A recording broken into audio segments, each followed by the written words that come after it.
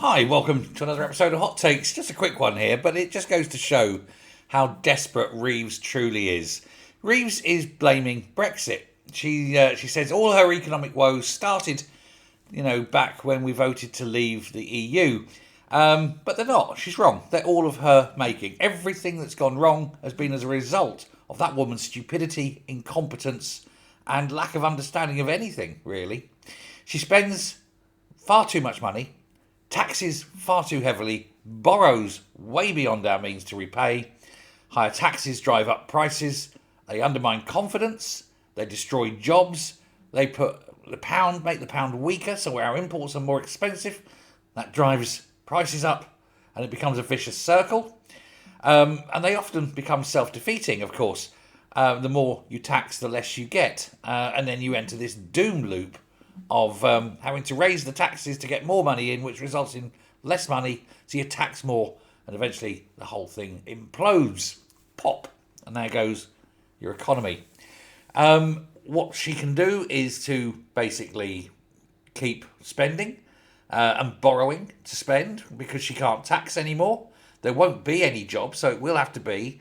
Unfortunately, the markets are drying up. They're saying, no, you borrow now, you're paying higher and higher and higher interest rates. And now she's going to do Groundhog Day, another budget of high taxation that she said last time was the only one that she's going to do this Parliament because we've fixed everything now. Woohoo. Only, of course, she hasn't. She wants us, to think that inflation and the prices going up are all thanks to Brexit, which is clearly bullshit.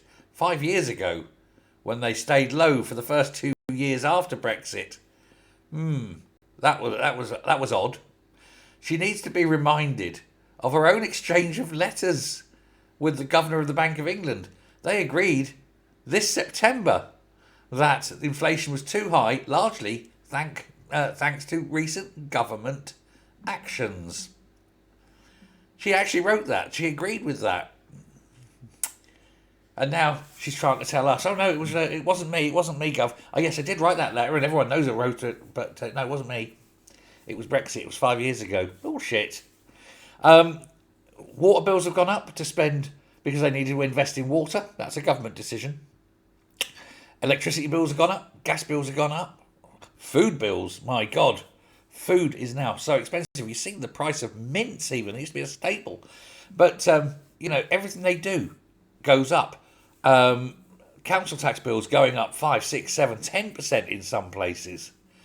People haven't got any money. And when they haven't got any discretionary money, that's when the economy collapses because nobody's out there going to, to buy stuff. When it happens, it's not a case of if now. When the economy does crash and she has to go cap in hand to the IMF, they will insist that she will be no longer the Chancellor. This will be one of the things they insist on. They will not let her continue because she's not capable of doing it.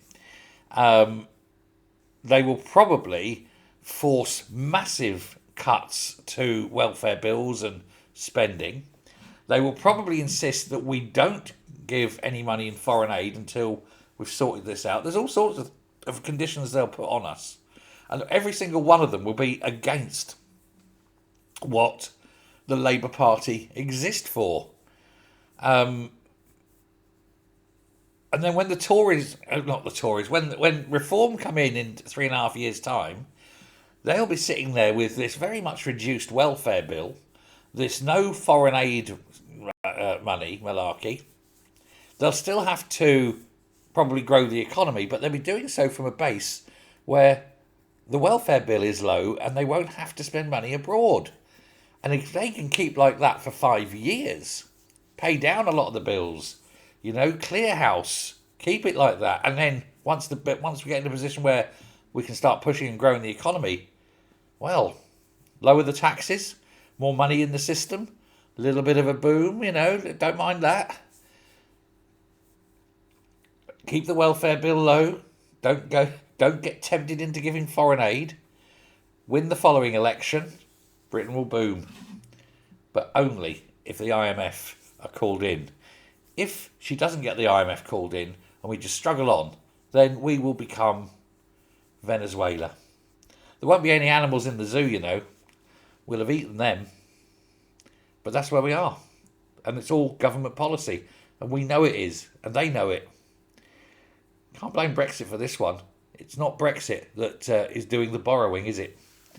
Let me know what you think. Thanks very much. Bye.